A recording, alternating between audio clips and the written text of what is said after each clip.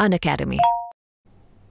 Dear learner, Divya से आज जो मैं पूछने वाला हूँ कि हर कोई बच्चा जो भी एग्ज़ाम की तैयारी करता है कहीं ना कहीं उसकी लाइफ में छोटा बड़ा कोई ना कोई स्ट्रगल ज़रूर आता है, जिसे हम बैरियर कहते हैं, बाधाएं आती हैं।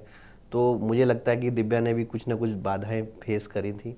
तो आज हम इसके ऊपर चर्चा कर लेते हैं कि ये जो पूरा रैंक 1 बनने का सफ़र था यूपी पीसीएस 2022 में, आपने अगर कोई बाधा फेस करी तो कौन कौन सी बाधाएं थी और उस पर ओवरकम कैसे होते थे? जी सर बाधाएं तो आती हैं। हम्म। पर ये है कि अगर हमारा गोल को हमें पाने का अंदर से will power strong will power strong है, तो हमें जो भी हमारे रास्ते में जो भी कठिनाइयाँ आ रही हैं वो हमें खुद से ही हटानी पड़ती हैं।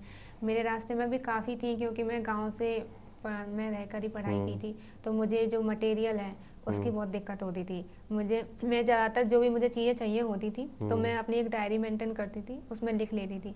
फिर किसी भी एक दिन जाकर आगरा शहर में जाकर अपनी बुक्स लेकर आती थी। और कई बुक्स ऐसी थी, क्योंकि आगरा शहर में प्रीलिम्स का मटेरियल तो ईजिली अवेलेबल है बुक्स के लिए, लेकिन मेंस का नहीं था। जो भी आंसर राइटिंग शीट होती हैं वो नहीं मिलती थी, काफ़ी बुक्स थी वो नहीं मिलती थी। तो मैं उन्हें ऑनलाइन मंगाती थी, और जो मेरा गांव था वहाँ पर ऑनलाइन डिलीवरी भी नहीं होती थी। तो वो मेरे रिलेटिव्स आगरा में रहते थे, तो मैं पहले वहाँ पर बुक्स मंगाती, फिर वहाँ वो मेरे घर लेके आते थे। तो एक ये सब मटेरियल कलेक्ट करने का स्ट्रगल था। और फिर समझने का, क्योंकि ये तैयारी भी खुद में बहुत बड़ी तैयारी होती है। हमें 1-2 साल तक बिल्कुल एक पक्के इरादे से लगना पड़ता है। डेली के हमारे टास्क होते हैं, हम खुद से भी लड़ते हैं, सिलेबस से लड़ते हैं, तब जाकर कोई चीज़ें समझ में नहीं आती थी। कई बार ऐसा होता था कि मुझे चीज़ समझ में नहीं आ रही है, क्लासेज के माध्यम से भी सर समझ नहीं आती थी, तो फिर मैं उनको और बहुत ज़्यादा फिर देखती थी, जैसे मुझे वो समझ में आए। वो थी आंसर राइटिंग के समय, तो मेरे आंसर शुरुआत में तो मुझे 1-1 घंटा लगता था आंसर लिखने में। तो वही मैं खुद से सोचती थी कि मैं कैसे लिख पाऊंगी, एक आंसर लिखने में 1 घंटा लग रहा है, और मेन एग्जाम में तो 7 मिनट में 7-8 मिनट में एक आंसर लिखना है। तो उसके लिए जब प्रैक्टिस की थी तब कैसे आंसर फ्रेम करना है, ये सब चीज़ें, तो वो सब चीज़ें मुझे क्लासेस के माध्यम से पता लगा। और भी जैसे टॉपर्स के वीडियोस देखते हैं, वो आंसर राइटिंग कॉपीज़ भी देखती थी, वहाँ से पता लगा।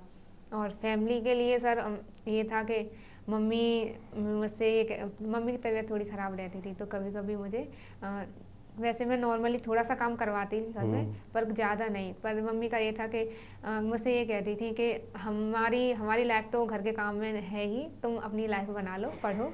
तो वो सब चीज़ें मुझे मोटिवेट करती रहती थी। स्ट्रगल तो थे, डेली के थे, लेकिन अब मम्मी को देखकर अपना, क्योंकि मेरा था कि मुझे बस करना ही करना है, तो उन सब चीज़ों से मैंने सब जो भी स्ट्रगल था उन सबको टैकल किया। तो इस प्रकार से तो एक तो एकेडमिक स्ट्रगल हो गया कि किताबों के लिए आपको थोड़ी दिक्कत पड़ती थी। थोड़ा फैमिली पे थोड़ा मुझे और बताओ। जैसे मम्मी सबसे ज़्यादा सपोर्ट करती थी, ठीक है, जी तो कभी ऐसा नहीं लगता था कि मम्मी भी सोचते होंगे कि किस साल हो इसका, इतना जी ज़्यादा मेरे को ही करना पड़ रहा है सबसे काफ़ी लड़के?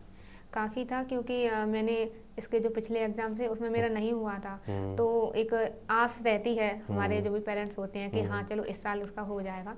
तो फिर मम्मी भी काम भी कभी ऐसा होता था कि मम्मी की तबीयत खराब हो जाती थी, तो वो मुझे बताती नहीं थी। अच्छा। क्योंकि मेरा था कि अगर मम्मी की तबीयत ठीक है नहीं है तो फिर मैं काम कराने लगती थी। अच्छा। तो मम्मी बताती नहीं थी कि अरे नहीं, कि वो मतलब कि तुम्हारी पढ़ाई डिस्टर्ब ना पढ़ाई हो। डिस्टर्ब ना हो।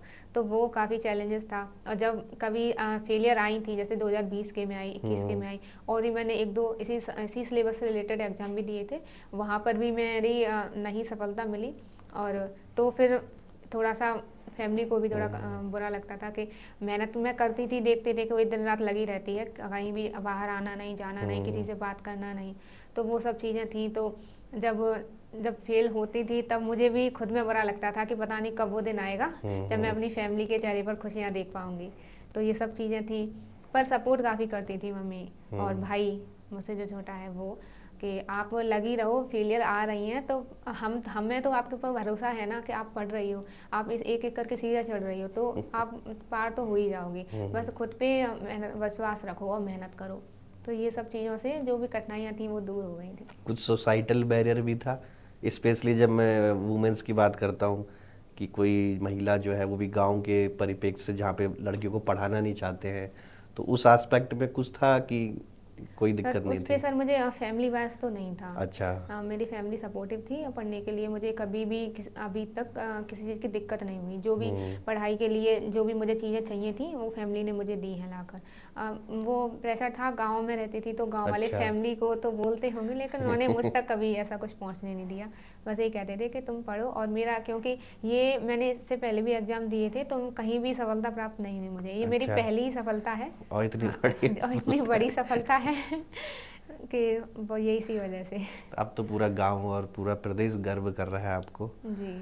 तो ये थे बच्चों दिव्या के जो स्ट्रगल, जो हर एक जो है एस्पायरेंट को कहीं ना कहीं देखने को मिलता है अपनी कई पढ़ाई के तरीके सेक्रीफाइसेस से। भी करने पड़ते हैं, हाँ, दोस्त जैसे। छूट जाते हैं। जैसे जैसे मेरी फ्रेंड्स थी काफ़ी, अच्छा। तो वो कहीं जा रही हैं तो पूछती थी दिव्या वहाँ चलो, तो मैं सीधे से मना कर हाँ। देती थी, तो वो सब धीरे धीरे करके छूटते चले अब गए। तक कोई दोस्त बचा है गिनती का कि सभी सर छूट अभी गए? तो सर सभी हैं अच्छा। रिजल्ट के बाद से, लेकिन उससे पहले से रिजल्ट के बहुत बाद सारे तक छूट गए थे। सब छूट गए थे, अब तो क्योंकि सब मेन स्ट्रीम में आ जाएंगे जी दोबारा। जी। तो संघर्ष तो देखो अकेला ही करना पड़ता है, क्योंकि भीड़ के संग चलोगे तो साहस तो होगी लेकिन खुद की पहचान छिन जाएगी। और दिव्या ने प्रूव करके दिखाया कि अकेले चल के गांव से ही जो है आइसोलेटेड वे में, मैं बोल सकता हूँ कि भाई आइसोलेटेड वे में रहे। जी सर, इस मन। तैयारी में हमें जाना पड़ता है कभी हाँ। कभी। मेरा भी जैसे मैं पढ़ती थी तो मुझे पढ़ने का मन नहीं कर रहा है कभी, हम्म। लेकिन पता है कि आज मेरे सिर्फ 2 ही टारगेट पूरे हुए हैं। जैसे मैंने अपने हम्म। बनाए हैं कि आज मुझे इतने टॉपिक कवर करने हैं, या 1 या 2 हो पाए हैं। पढ़ने का मन नहीं है तो थोड़ा बहुत फैमिली से बात कर ली। बाहर जाना तो मैं जनरली अवॉइड ही करती थी, क्योंकि उतना मुझे घुली मिली नहीं थी सोसाइटी में, और मुझे बात करने में भी थोड़ा झिझक सी थी। तो इस वजह से घर पे दादी हैं उनसे बात कर ली, मम्मी से बात कर ली, दोस्तों से बात कर ली, तो उतना फिर वो फ्रेश फील होने लगता था। फिर उसके बाद दोबारा से पढ़ने लगती थी। कभी कभी टारगेट पूरे नहीं होते थे तो फिर खुद को मोटिवेट खुद से ही खुद को करना पड़ता है, मन को कई चीज़ों से मारना भी पड़ता है कि नहीं। तो अगर नींद आती थी तो उसके लिए भी थोड़ा, अरे चलो बस थोड़ा सा ही तो करना है, थोड़ा पढ़ लेंगे फिर उसके बाद सोएंगे। ऐसे करके खुद को भी मोटिवेट किया है कई बार। तो ये तो सब चीज़ें जब हैं। जब जैसे मान लो जब आप आंसर राइटिंग करती थी, और हमने पिछले वीडियो में करा भी कि आप 3-3 घंटे के लगातार 3 सेट लगा देती थी, उंगली भी सूज जाती थी, तो कभी ऐसा लगता था कि मैं जो सब लगा रही हूँ इनसे मेरी जो है रैंक टॉप 10 में आएगी, या कभी एलाइट पोस्ट सोचती थी? मतलब पेपर देने के बाद क्या आया, उन सारी मेहनतों का कुछ रिजल्ट लगा आपको? जी सर, आप इस 2022 के लिए मैंने लिखे थे हाँ। किसी किसी दिन, क्योंकि सर मेरे नोट्स तो बन चुके थे हम्म। बेसिक, जो बेसिक नोट्स होते हैं, सिर्फ डायनामिक पार्ट ऐड करना था। तो मैं जस्ट उन्हीं को रिवीजन करती थी, और पेपर जैसे जो भी मेंस का जो मेन एग्जाम होता है उसी टाइम पर अपने पेपर करती थी।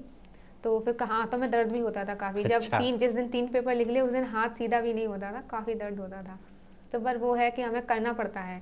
बिना अच्छा। आंसर राइटिंग के तो यूपीएससी या यूपीपीसीएस या इनकी नैया कोई भी पार नहीं हो स्टेट सकती पीसीएस नहीं हमारी। निकल सकता आज की तारीख तो में। आंसर लिखने के लिए यही था, मुझे फ्रेमिंग में दिक्कत होती थी, लेकिन वो मैंने लिख लिख के हर हर एक आंसर को पिछले आंसर से बेटर बनाया है, बेटर बनाने की कोशिश करती थी।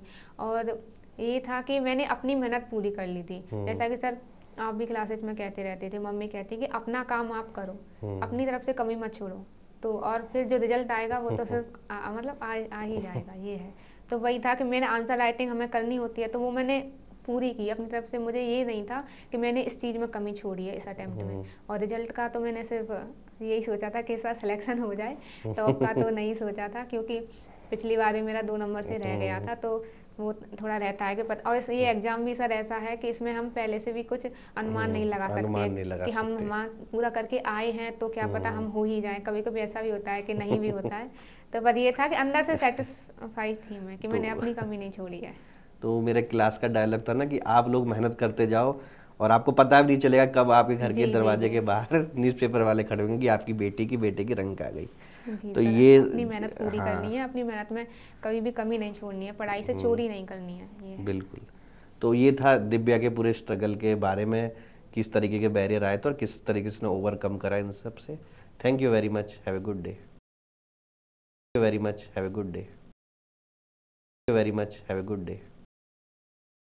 Much, have a good day.